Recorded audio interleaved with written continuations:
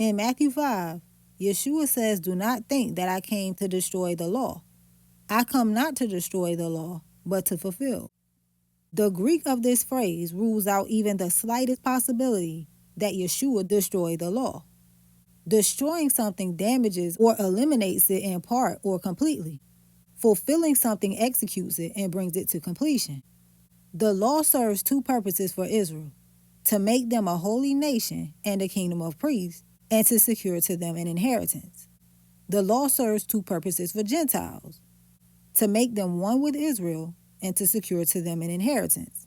Yeshua is the Word made flesh, the only begotten of the Father, full of grace and truth. And of his fullness have all we received, and grace for grace.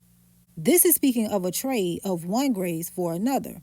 For the law was given by Moses. This includes the promises and the conditions to inherit those promises. Grace and truth came by Yeshua Mashiach. The word "but" is not in the Greek text. It is an insertion. God's whole word, which his law is part of, is true, and the full understanding of it and the fulfillment of the promises given to Moses is grace. Yeshua came to Israel with an offer, but it was not the offer they expected. They expected a takedown of Rome and the restoration of their land to them, but they seem to have forgotten that the only possible way Rome could be in their land in the first place is if they were wayward. When God brought Israel out of Egypt, he made a covenant with them to ensure their freedom. He had promised them security if and only if they walked in his law. But he had promised captivity if they didn't. Both Israel and Judah had already gone back into captivity once for breaking that covenant, and Judah had returned and rebuilt.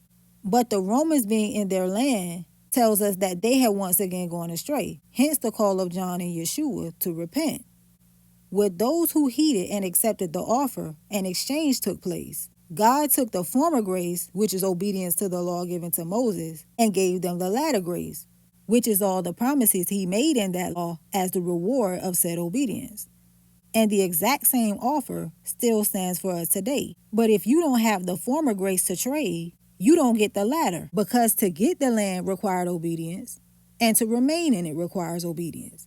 So the law itself is going nowhere, and as such, a different trade will be occurring for those who destroyed it, a trade of lawlessness for wrath.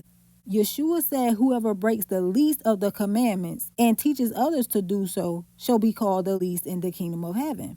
Now we should not suppose that those who he referred to actually inherit the everlasting kingdom. Yeshua spake these words to Israel, who were God's kingdom on earth, during the year of God's favor, meaning before the day of his wrath, a day that was soon to come.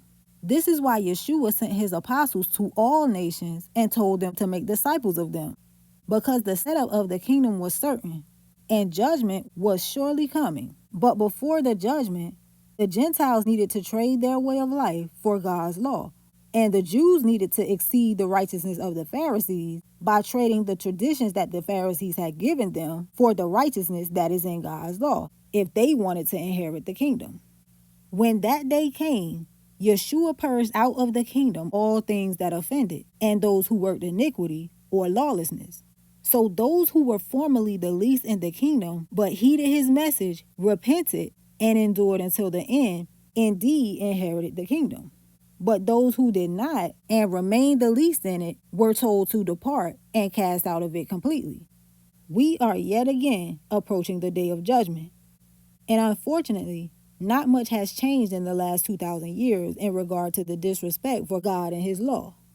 The Gentiles are walking the exact same path of lawlessness that Israel did while fooling themselves into believing that the outcome will somehow be different for them. But it most certainly will not unless they change course. There is but one path to the kingdom, and no one who enters is exempt from God's law.